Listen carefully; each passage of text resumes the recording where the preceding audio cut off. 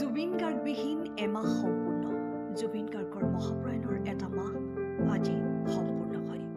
আপোন শিল্পীজনৰ এমহীয়া আদ্য স্বাৰ্থৰ আয়োজন কৰে কৃষ্ণনগৰ যুৱ শক্তি সৰ্বাইবন্ধা কৃষ্ণনগৰবাসী ৰাইজে।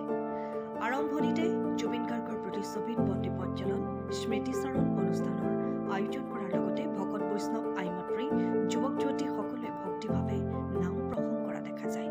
লগতে দিহানামো পৰিৱেশন কৰে। এই অনুষ্ঠানৰ যোগেদি এটাই প্ৰাৰ্থনা, আপোন শিল্পী হিয়াৰমঠু জনপ্ৰিয় কণ্ঠশিল্পী জুবিন গাৰ্গৰ বিদেশ আত্মাই চিৰশান্তি লাভ কৰক। ব্যুৰো ৰিপৰ্ট, পোহৰ দৈনিক।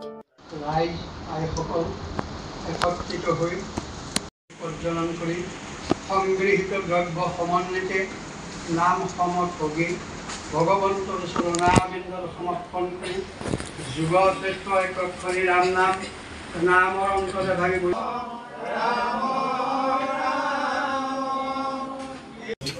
আমাৰ অসমীয়া সমাজৰ বিশেষকৈ আমি আগতে উল্লেখ কৰিছোঁ, নৱজী সংগীতৰ শৈলী, এই শৈলীৰ স্ৰষ্টা জুবিন গাৰ্গ ডাঙৰীয়া আমাৰ মাজৰ পৰা নাইকিয়া হ'ল।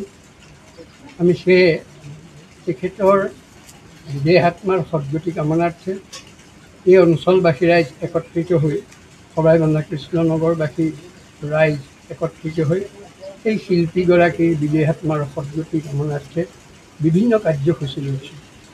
লগতে আমি ইতিমধ্যে আমাৰ আজিৰ দিনটোৰ কাৰ্যসূচীৰ আৰম্ভণিতে তেৰাৰ প্ৰতি শ্ৰদ্ধাঞ্জলি জনাই শ্ৰদ্ধাঞ্জলি অনুষ্ঠানটো ইতিমধ্যে সম্পন্ন কৰিছোঁ।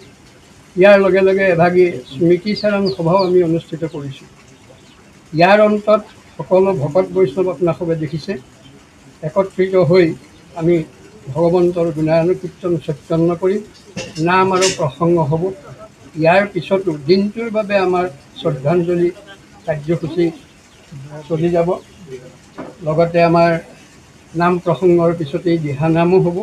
মুঠৰ ওপৰত দিনজোৰা কাৰ্যসূচীৰে আমি এই মহান শিল্পীগৰাকীৰ স্মৰণাৰ্থে লগতে তেৰাৰ বিদেশ আত্মাৰ সদ্গতি কামনাৰ্থে অঞ্চলবাসী ৰাইজ একত্ৰিত হৈ বিভিন্ন কাৰ্যসূচীৰে আমি দিনটো আজি পালন কৰিছোঁ। ২০ বছৰীয়া যোৰহাটবাসীৰ একমাত্ৰ ভৰসা প্ৰতিষ্ঠান Riya tea stall.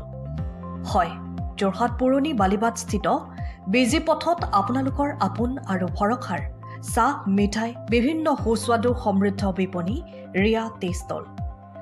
Riya tea ষ্টলৰ দ্বিতীয়খন সংযোজন ৰিয়া টি ষ্টল ৰাইজৰ বাবে মুকলি। ইয়াত নানান ধৰণৰ বিস্কুট, ব্ৰেড, সুস্বাদু পেষ্ট্ৰি, কেক, চাহ, কফিৰ লগতে বাৰ্থডে কেক উপলব্ধ। লগতে অৰ্ডাৰ মতে যোগান ধৰা হ'ব। তেনেহ'লে পলম নকৰি আহক আপোনালোকৰ প্ৰিয় বিপণী ৰিয়া টি ষ্টললৈ।